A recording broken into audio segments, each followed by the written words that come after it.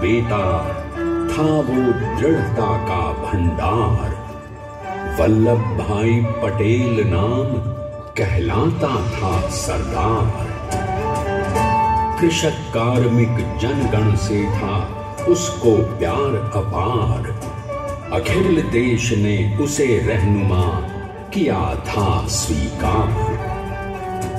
गांधी बापू का शिष्य, सत्य अहिंसा का अवतार, किंतु एक भारत करने को धर लेता हथियार।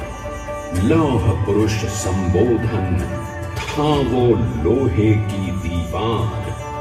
तेज पुंज तुम, शक्ति पीठ तुम, बल का सागर अपरंपार। ऋणी देश का नम्र नमन तुम स्वीकारो सरदार।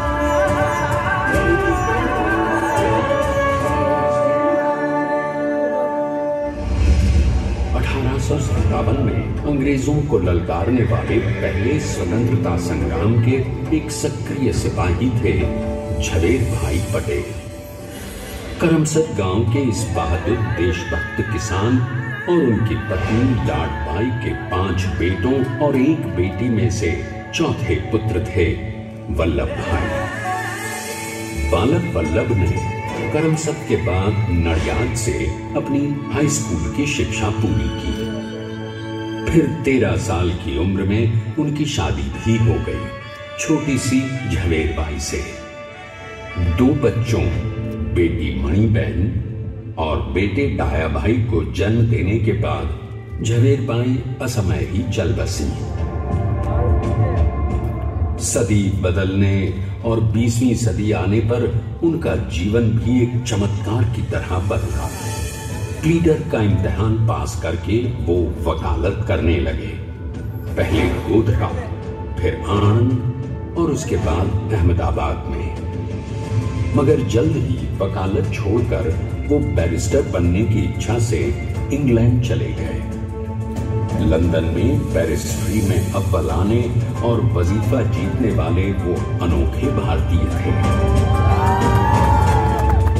अब तो अहमदाबाद की वरिष्ठ अदालत में बैरिस्टर पटेल की जिरह और जीतों की धूम मच गई।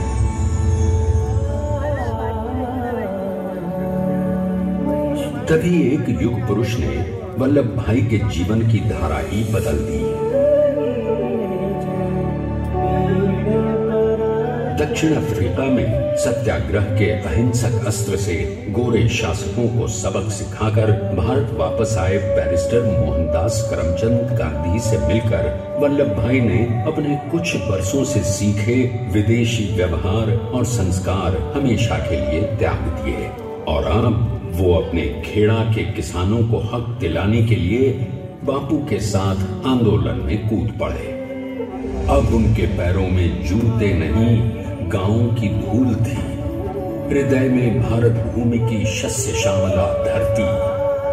मन में थे गांधी और मस्तिष्क में एक नए स्वतंत्र भारत का सपना।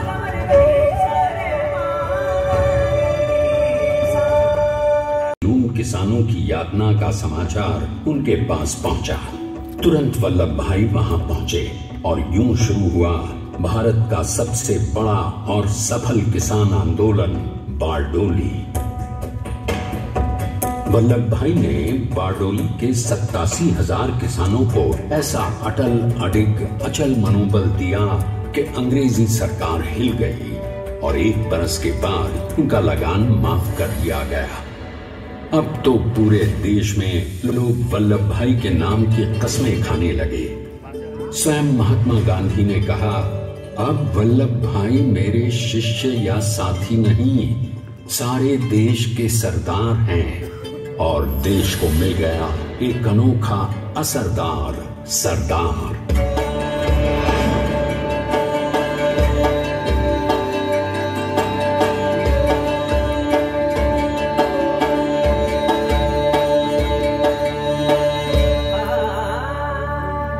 सरदार पटेल के नाम और देशभक्ति से अंग्रेज डर कर कांपने लगे। 1930 के नमक सत्याग्रह और दांडी कूच में वो बापू से भी पहले गिरफ्तार किए गए। तो सन 1932 में फिर उन्हें बापू के साथ ही जेल में 2 सालों के लिए डाल दिया गया। मगर आजादी के दीवानों को, स्वतंत्रता के परवानों को कौन गिरफ्तार कर पाया है? जेल से छूटते ही सरदार को कांग्रेस के नए राष्ट्र अध्यक्ष पद पर चुना गया और उनकी सरपरस्ती में राष्ट्रवादी भारतीयों ने तमाम ब्रिटिश सूबों में जीत हासिल कर वहां अपनी स्थानिक सरकारें बनाई। किंतु सरदार का सपना केवल सरकार बनाना नहीं था। उनका स्वप्न तो था एक ऐसे नए भारत का जहां हर रंग, हर रूप, हर जात, मजहब, तबके का हिंदुस्तानी एक साथ मिलकर एक ऐसा नया भारत बना सके जहां पूर्ण स्वराज के साथ सारे समाज को गरीबी, अशिक्षा, छुआछूत से भी आजादी मिल जाए। इसकी पहली रणनीति थी भारत को अंग्रेजों की गुलामी से आजादी, ताकि भारत के लोगों की अपनी सरकार सबके साथ और सबके विकास के लिए काम कर सके। बापू की अगुवाई में अब देश ने अंग्रेजों को अंतिम चेतावनी दे दी, करेंगे या मरेंगे, क्विट इंडिया, अंग्रेजों भारत छोड़ो। बस फिर क्या था, संघर्ष की रणभेरी बजी। 3 सालों के लिए सरदार पटेल को भी सत्याग्रही नेताओं के साथ जेल में ठूंस दिया गया। 2 सालों के बाद अंग्रेजों को बापू के सभी शिष्यों और साथियों को छोड़ना पड़ा।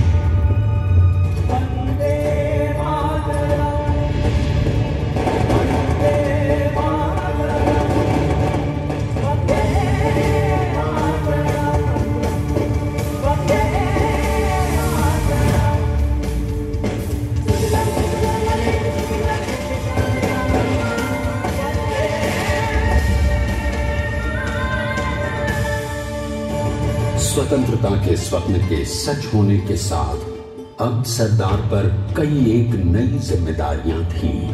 आने वाली आजादी की तैयारी और एक नए भारत के लिए नए लोकतांत्रिक संविधान की संरचना।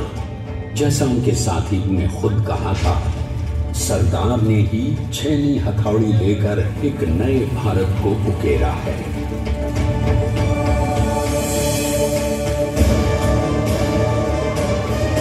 स्वाधीनता तो प्राप्त हुई, लेकिन खंडित भारत में भी उठते विभाजनवादी अंधकार को अभी दूर करना था।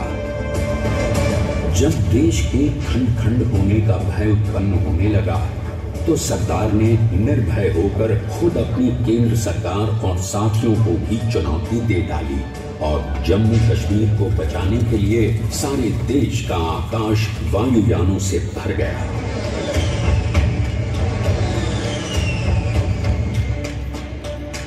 और फिर हैदराबाद और जूनागढ़ के भारत में विलयीकरण को पाकिस्तान से चुनौती मिली। सरदार चाहते थे कि देश की 1 इंच धरती अब और विभाजित नहीं होनी चाहिए। नए भारत को एक करने के लिए समझा बुझाकर, मना कर 500 पैज सदाशयता संबल से एक नए स्वतंत्र भारत का अभिन्न अंग बना लिया। हमारे इतिहास में अखंड भारत के पुरुषार्थ का ये एक महानतम अध्याय है। जैसा उन्होंने स्वयं कहा था, हमें नए धागों को पुराने ताने बाने में ऐसे पिरोना है कि एक दूसरे में गूंथ जाए और बेहतरीन बनावट वाला एक नया भारत उभर कर सामने आ सके। अंततः अपने वज्र दृढ़ संकल्प से एक नया विराट विशाल एक भारत श्रेष्ठ भारत बनाकर दिखा ही दिया सरदार ने। संसार के सबसे बड़े प्रजातंत्र के शिल्पी को प्रणाम करने के लिए देश ने बनाया है ये समर्थ स्मारक। स्वाधीन भारत को समर्थ भारत में बदलने वाले सरदार पटेल को समर्पित प्रेरणातीर्थ भी है। प्रधानमंत्री श्री नरेंद्र मोदी के नेतृत्व में बनी विश्व की इस विशालतम प्रतिमा के सामने आकर सारी दुनिया जैसे स्वयं भी नतमस्तक हो जाती है।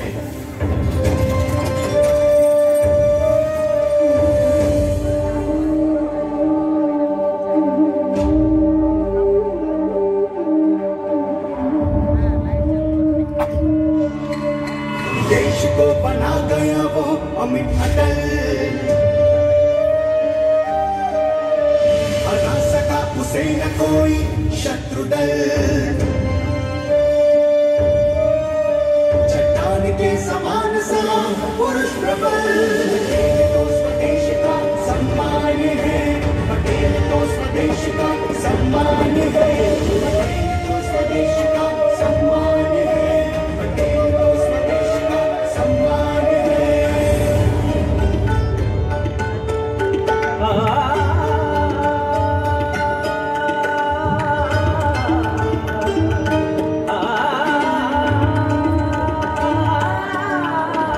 ऊंचाइयां आकाश को छुए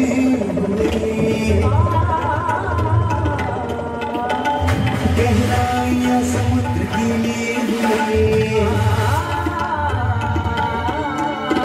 कदम अधिक जमीन पर जमे हुए, पटेल अपनी आने वाली शान है, पटेल अपनी आने वाली शान है, पटेल तो स्वदेश का सम्मान है, पटेल तो स्वदेश का सम्मान है, पटेल तो स्वदेश का सम्मान आइए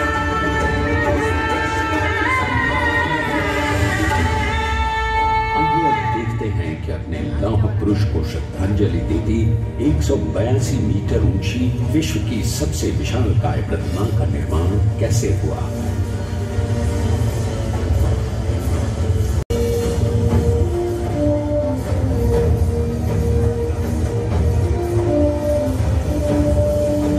गगन चुंबती इस अद्वितीय अभूतपूर्व प्रतिमा को बनाने के लिए सबसे पहले नदी पर 4500 क्यूबिक मीटर का राफ्ट बना और फिर सीधा 600 फीट का कंक्रीट का कोर बनाया गया।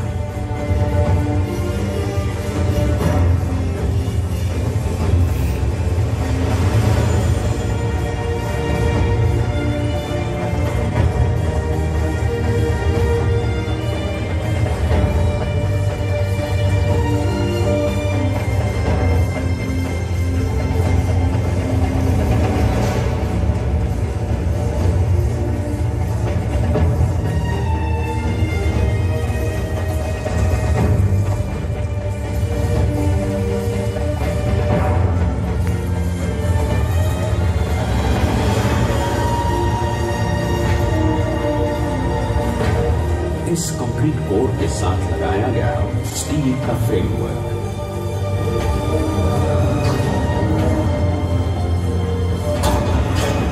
और इस फ्रेमिंग पर 6500 ब्रॉन्ज के पीसेस लगाए गए।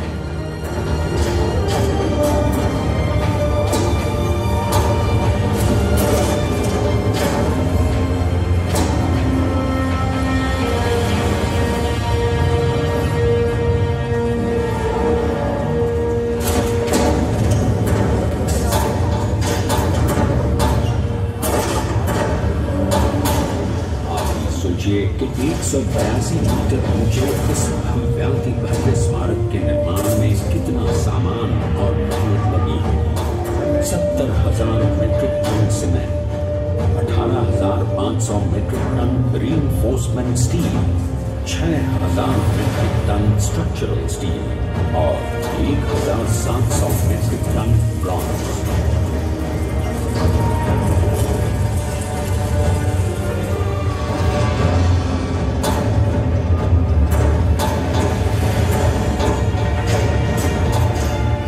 स्टैच्यू ऑफ यूनिटी आज एक वर्ल्ड आइकॉन है और इसे मुमकिन बनाने में एक सेकंड भी ब्रेक लिए बिना देश भर की टीम्स ने 24/7 काम किया। 250 से ज्यादा इंजीनियर्स, 4,500 से ज्यादा स्किल फोर्स और कई लाख मानव दिन। हम गर्व से कह सकते हैं कि कुल मिलाकर स्टैच्यू ऑफ यूनिटी के निर्माण में 95% माल सामान, मजदूर, इंजीनियर्स और एक्सपर्ट्स थे भारतीय। जानते हैं कि 182 मीटर ऊंची इस भव्य प्रतिमा को बनाने में कितना समय लगा? डिजाइन के लिए 12 महीने और निर्माण के लिए 34 महीने, यानी कुल मिलाकर केवल 46 महीने।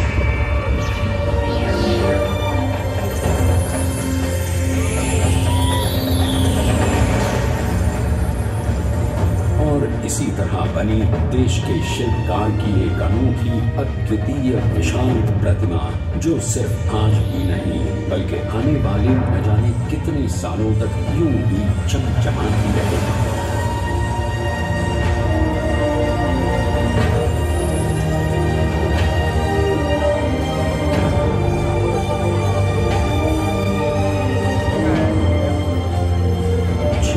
महीनों तक लगातार बिना रुके एकजुट होकर न जाने कितनों ने परिश्रम किया और उनका साथ दिया भारत की 125 करोड़ जनता। और तभी मुमकिन हो पाया एक ऐतिहासिक निर्माण जो आज कहलाता है भारत की नई पहचान। स्टैच्यू ऑफ यूनिटी, विश्व की सबसे ऊंची प्रतिमा। सरदार ने अपनी गंभीरता, शालीनता और दूरदर्शिता से भारत को संगठित करने के असंभव कार्य को संभव कर दिखाया। आइए आज हम सब उन्हीं की महिमा में विश्व के सामने एक उदाहरण रखें, क्योंकि ये ही भारत को श्रेष्ठता के मार्ग पर ले जाएगा। हमारा कर्तव्य ये है, हमें निश्चय कर लेना चाहिए कि हमें हिंदुस्तान में जितने लोग हैं सबको मिल मिल के भाई भाई की तरह के रहना है। स्टैच्यू ऑफ यूनिटी एकता की प्रतिमा और श्रेष्ठता का प्रतिबिंब है।